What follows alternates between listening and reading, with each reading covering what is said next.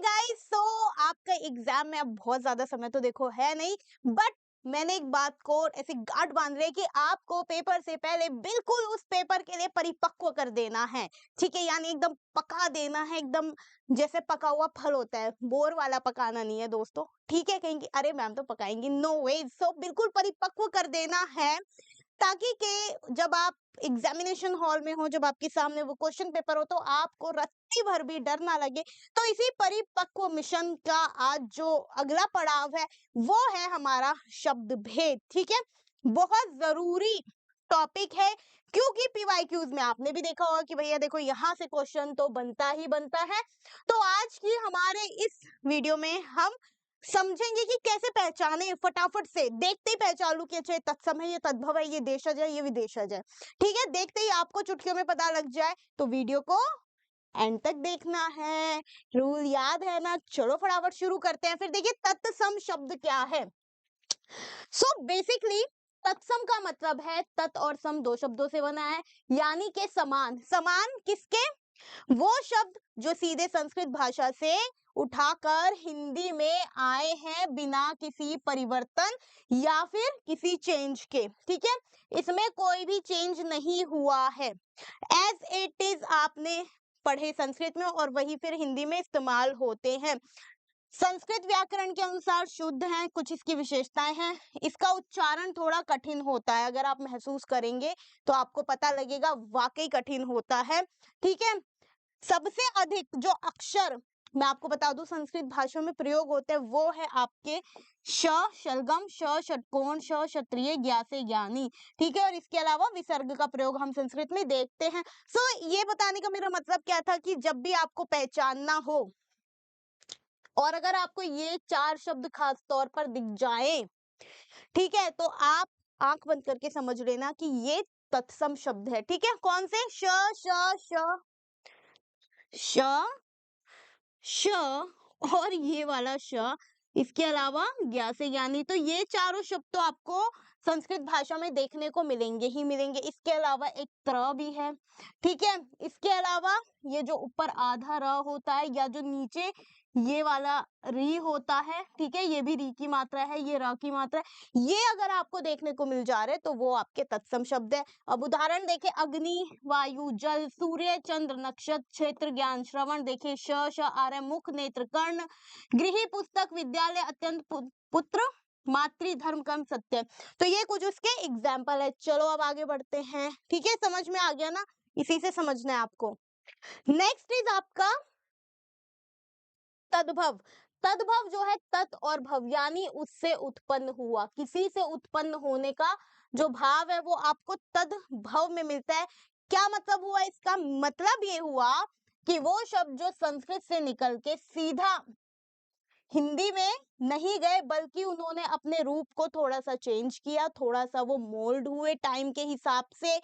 उनके बोलने और लिखने का जो तरीका है वो चेंज होके फिर वो हिंदी में इस्तेमाल होने लगे। सो बेसिकली इसकी विशेषताएं क्या है, क्वालिटीज क्या है?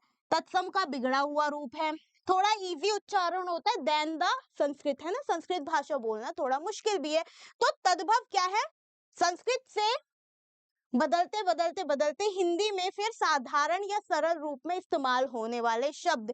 ठीक है, आसान होता है इनके उच्चारण जो है, जैसे आग, हवा, पानी, सूरज, चांद, तारा, खेत, सुनना, मुंह, आँख, कान, बहुत छोटा, धर्म, कर्म। ठीक है, कर्म नहीं करम, हिंदी में ये करम बन गया था। ठीक है, जबकि संस्कृत में ये कर्म है। तो दोनों में फर्क है। यहाँ पर ये बिल्कुल शुद्ध रूप में, यहाँ पर ये थोड़ा अशुद्ध है, अशुद्ध रूप है, तो इसीलिए ये तद्भव शब्द में काउंट होता है। सो ये है आपके तद्भव शब्द। चलो आगे बढ़ते हैं। अब हम बात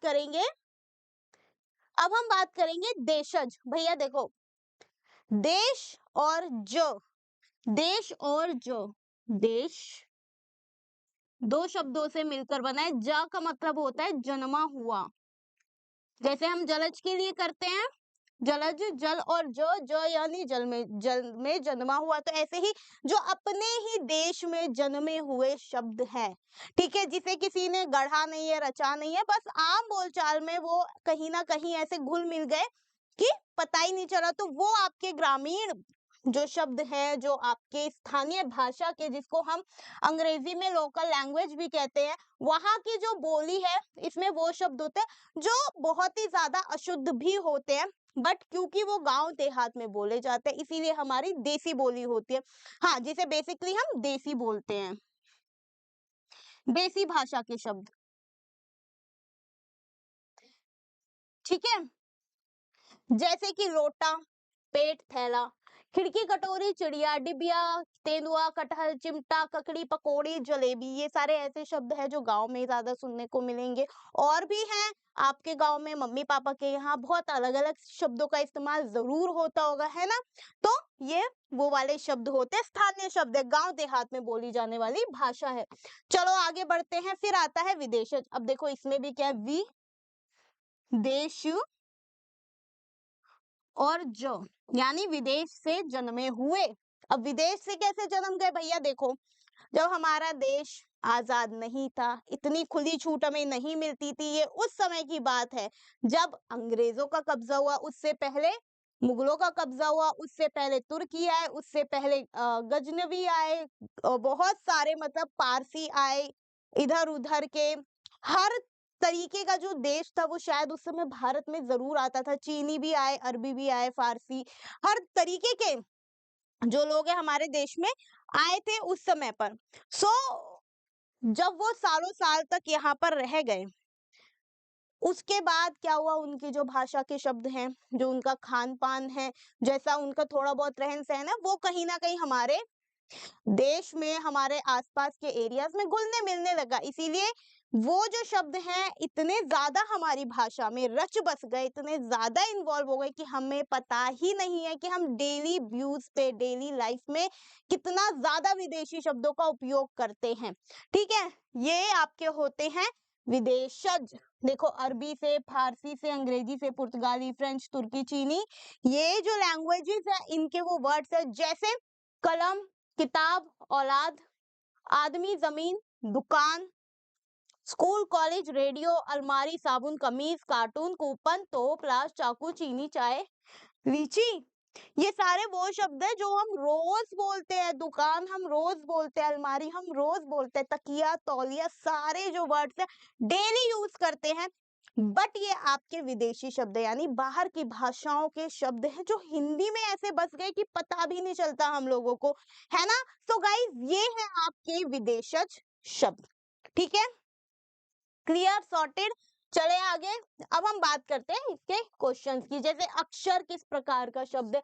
अब मैंने आपको क्या बताया था, आपको क्या ये देखना है, ये वाला श, ये वाला श जो है वो संस्कृत में बहुत इस्तेमाल होता है। ठीक है, और संस्कृत वाले शब्दों को क्या बोलते हैं, तत्सम। सिंपल, अगर ट्रिक पता है तो यूं पता कर लोगे। क्लियर, कोई तोप नहीं है, कोई रॉकेट साइंस नहीं आता भाई। इमली किस प्रकार का शब्द है। अब देखिए इमली जो है बहुत आम बोलचाल भाषा का शब्द है। ठीक है, इमली का तद्भव रूप, सॉरी तत्सम रूप भी है। ठीक है, क्योंकि ये उसका तद्भव रूप है, इसीलिए बी यहाँ पर बिल्कुल ठीक आंसर होगा। चलो इमली का तत्सम आप लोग मुझे बताना, इमली का तत्सम रूप क्या होता है, वो आप लोग मुझे बताओगे। ठीक है, पतलून किस प्रकार का शब्द है, पतलून, अब बताओ कैसा शब्द होगा। सुनने में लग रहा है कि अच्छा ये तो भैया विदेशज शब्द है, क्योंकि देखिए इसलिए पतलून का रिवाज भारत में नहीं था।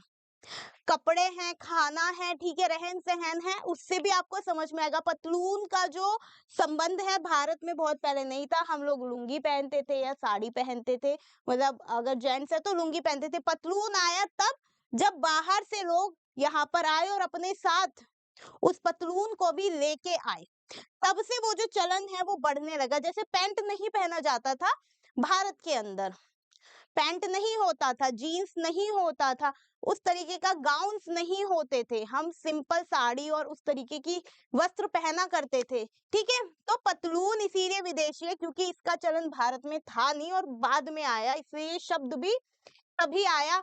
बात करते हैं नेक्स्ट वर्ड की, गड्ढा। गड्ढा डडा। गड्ढा कैसा शब्द है, ये सुनने में ही पता लग रहा है। गड्ढा जो है बिल्कुल देशज शब्द है, देसी शब्द है ये, ठीक है। देश, हमारे देश की मिट्टी से जन्मा हुआ शब्द है, इसीलिए सी बिल्कुल ठीक हो जाएगा। निम्न विकल्पों में से कौन सा शब्द तत्सम शब्द नहीं है? तत्सम यानी संस्कृत वाले शब्द, ठीक है, जो शब्द संस्कृत से बने हैं। आओ चलो देखते हैं। श्राप, ओखली, मूषक या हृदय। देखो अब मैंने आपको क्या बोला था, ये वाला श, ये वाला श, ये दोनों जब हो तो सीधा समझ जाइएगा तत्सम शब्द। तो श्राप भी तत्सम है, मूषक भी तत्सम है। अब हृदय, हृदय भी तत्सम शब्द है क्योंकि इसका तद्भव दिल होता है। हम हृदय नहीं बोलते, हम बोलते दिल। मैं तुम्हें हृदय से चाहती हूँ ऐसे कोई नहीं बोलता, मैं तुम्हें दिल से चाहती हूँ, ये सब बोलते हैं, है ना। तो हृदय। अब बचा क्या, ओखली। ओखली बिल्कुल राइट आंसर है क्योंकि ये तत्सम शब्द नहीं है। अब ओखली कौन सा शब्द है ये भी बता देना। दो क्वेश्चन दे दिए मैंने आप लोगों को होमवर्क के लिए, ओखली कैसा शब्द है। सम तो देखिए नहीं है, तो तद्भव देशज और विदेशज यही बचा है, ये आपको बताना है कि कैसा शब्द है। और ऐसे ही वीडियोस के लिए हमें फॉलो कीजिए, ठीक है। पेपर से पहले तैयारी अच्छी कीजिए, स्वास्थ्य का ध्यान रखिए और मुझसे मिलते रहिए। चलिए टाटा बाय बाय।